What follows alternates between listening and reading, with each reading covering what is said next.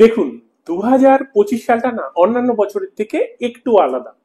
আলাদা এই কারণে, এই যে মহাকাশে এতগুলো গ্রহের একসাথে সংযোগ, এই জিনিসটা খুব রেয়ার। আর এই সংযোগের ফলে মহাকাশে যে একটা ঝড় চলছে, সেই ঝড়ে না মানুষের অনেক ভ্রম কেটে যাবে। এটা বলতে পারেন যে মানুষের ভাগ্য আবার যেন নতুন করে লেখা হচ্ছে। আর সেটা মানুষকে একদম কঠিন সত্যের সামনাসামনি দাঁড় করিয়ে। আর এটা কিন্তু কোনো কল্পনা নয়, এটা মীন রাশিতে শনি এবং রাহুর সংযোগ। আর এই সংযোগের যে ভালো ফলটা, সেটা কিন্তু আসে খারাপের মাধ্যমে। অর্থাৎ আপনাকে আগে খারাপ ফলটা পেতে হবে, তারপর আপনি তার ভালো ফলটা পাবেন। মহাজগতে মনে করুন একটা ভূমিকম্প চলছে, তাহলে আপনার সঙ্গে কি কি ঘটতে পারে? আপনার মনে হতে পারে যে আপনি কোনো পথই খুঁজে পাচ্ছেন না, আপনার নিজেকে বিভ্রান্ত মনে হতে পারে, আপনার এটা মনে হতে পারে যে আপনি হয়তো কোনো কিছুর মধ্যে আবিষ্ট হয়ে পড়ছেন। আবার আপনার এটাও মনে হতে পারে যে আপনি হয়তো সাফল্যের খুব কাছাকাছি আছেন। এই অবস্থাটা কিন্তু শুধু আপনার একার নয়। কারণ এই যে সংযোগটা, সেইটা যেহেতু গ্লোবালি, অর্থাৎ সারা বিশ্ব জুড়ে, তাই প্রত্যেকটা মানুষের মধ্যেই কিন্তু এই ধরনের অনুভূতি হবে, যেটার বেশ কিছুটা অভিজ্ঞতা হয়তো আপনারা এতদিনে করে ফেলেছেন। সেই কারণেই আজকের ভিডিওতে আমি এই রাশিগুলোর ওপর কি প্রভাব পড়বে সেই আলোচনা না করে, জীবনের বিভিন্ন ক্ষেত্রে কি কি ধরনের প্রভাব পড়ছে সেই বিষয়ে আলোচনা করব আজকের ভিডিওতে। তাই আজকের ভিডিওটা যদি আপনারা শেষ অবধি না দেখেন, তাহলে কিন্তু আপনারা কিছুই বুঝবেন না, আর বড় মিস করবেন। নমস্কার, আমি আচার্য অরূপ দি ডিভাইনার চ্যানেলে আপনাদের সবাইকে স্বাগত। শুরু করার আগে ছোট্ট একটা অনুরোধ, চ্যানেলটি এখনো অবধি যারা সাবস্ক্রাইব করেননি তারা প্লিজ প্লিজ প্লিজ সাবস্ক্রাইব করে দেবেন, আর চ্যানেল লাইক শেয়ার করতে একদমই ভুলবেন না। আর মনের যত কথা সব কমেন্টসে লিখে জানাবেন। সবার আগে শনি এবং রাহুর এই সংযোগের ব্যাপারে আমরা অ্যাস্ট্রোলজিক্যাল দিক থেকে একটু জেনে নিই। 2025 সালে রাহু সংযোগ স্থাপন করেছে শনিদেবের সঙ্গে। আর এই সংযোগের ফলে একটা অশুভ যোগের সৃষ্টি হয়েছে, যেই যোগটাকে অনেকে বলেন পিশাচ যোগ, আবার অনেকে বলেন শ্রাপিত যোগ। মহাকাশের সব থেকে ডিসিপ্লিন গ্রহ হলেন শনিদেব। কর্ম, সময়, নিয়মানুবর্তিতা, কঠিন পরিশ্রমের মাধ্যমে সাফল্য লাভ, এগুলোর মানেই হলেন শনিদেব। অন্যদিকে ঝুট ঝামেলা, ভ্রম, হঠাৎ করে উন্নতি বা অবনতি, এগুলো সব রাহুর আন্ডারে। তাহলে বুঝতেই পারছেন যে দুজনে কিন্তু একদম বিপরীতমুখী, আর এরা দুজনে একসঙ্গে গিয়ে বসছেন মীন রাশিতে। আর মীন রাশি মানে হলো স্বপ্ন, আবেগ ইত্যাদি। সুতরাং বুঝতেই পারছেন যে এই সংযোগের মানেই হলো বিভিন্ন দিক থেকে ক্ল্যাশ, যুক্তির সঙ্গে স্বপ্নের সংঘাত, কর্মে বিভ্রান্তি, নতুন কোনো পরিস্থিতি সৃষ্টি হওয়া ইত্যাদি। আসুন আমরা জেনে নিই যে জীবনের বিভিন্ন দিকে আমরা বিভিন্ন ক্ষেত্রে আমরা কি ধরনের সমস্যার সম্মুখীন হতে পারি এবং তার জন্য আমাদের কি করা উচিত। প্রথমেই আসি আর্থিক ব্যাপারে। আপনারা সবাই জানেন অর্থ বড়ই চঞ্চল। আজকে আপনার কাছে তো কালকে অন্য কারোর কাছে।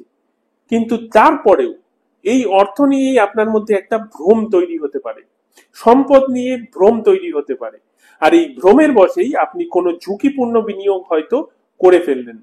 সুতরাং ইনভেস্টমেন্টের আগে শান্ত মাথায় অবশ্যই চিন্তা করে নেবেন। কোন রকম অনিশ্চয়তার কারণে বা বিপথে পা দেওয়ার কারণেও আপনার অর্থনৈতিক ভিত কিন্তু নড়বড়ে হতে পারে। সম্পর্কের ক্ষেত্রে যদি দেখি, সম্পর্কের ব্যাপারে কোনো সম্পর্কের ক্ষেত্রে ঝগড়াঝাটি হয়তো হবে, কিন্তু তারপরেও আপনার এরকম মনে হতে পারে যে এই সম্পর্কটাকে ছেড়ে যাওয়া বা এই সম্পর্ক থেকে দূরে থাকা যেন মুশকিল মনে হচ্ছে।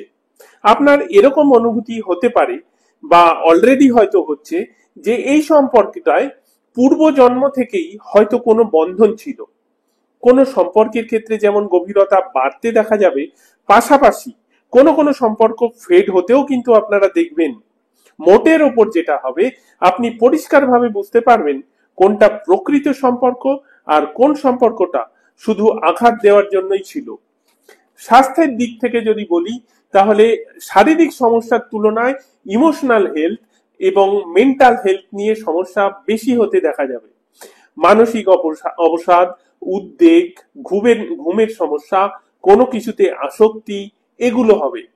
এই গোচরের ফলে মনে করুন আপনার কোনো রকম ইমোশনাল ফিলিংস আপনি একদম গভীরে চেপে রেখে দিয়েছেন, এবার কিন্তু সেটাকে উপরে নিয়ে আসবে।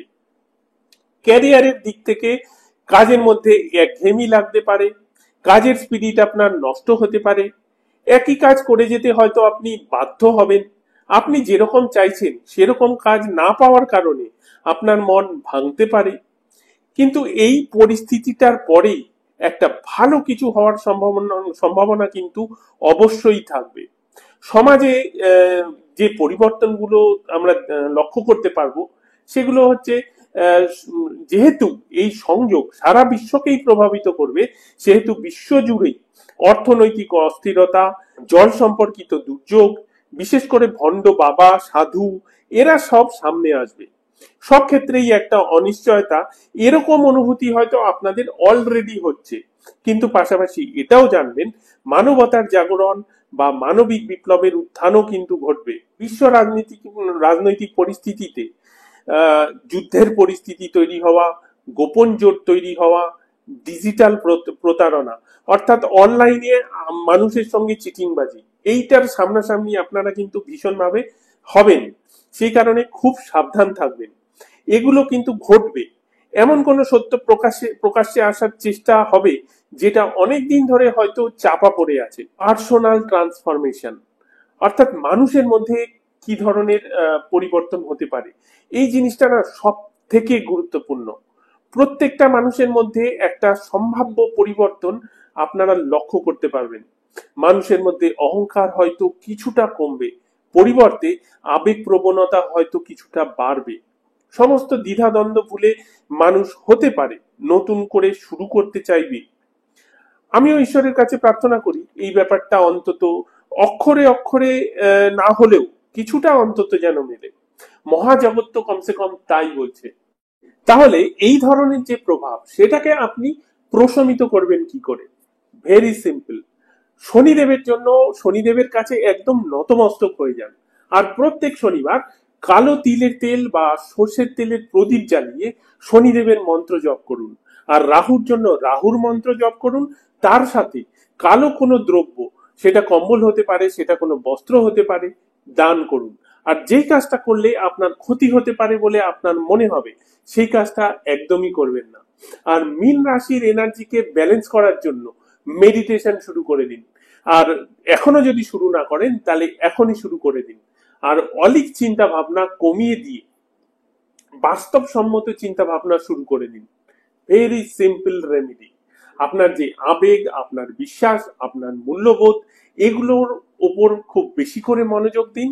আর কোন রকম কোনো বিশৃঙ্খলার মধ্যে নিজে ইনভলভ হবেন না। দেখুন, মীন রাশিতে শনি রাহুর এই সংযোগ, যেটার কারণে এই পিশাচ যোগটা ফর্ম হচ্ছে, সেটাকে আপাত দৃষ্টিতে হানিকারক, ক্ষতিকর মনে হলেও প্রকৃতপক্ষে কিন্তু এটা আপনার জন্য একটা ফিল্টারেশন।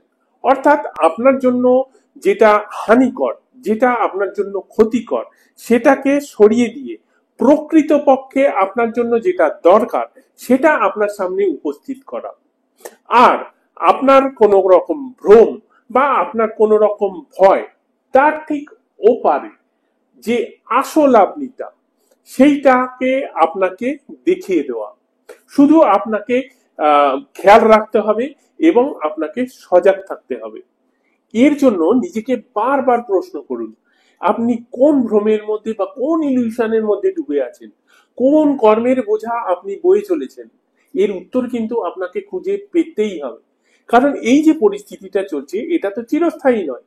যখনই এই পরিস্থিতিটা কেটে যাবে, তখনই দেখবেন যে আপনি আপনাকে নতুন করে খুঁজে পাবেন।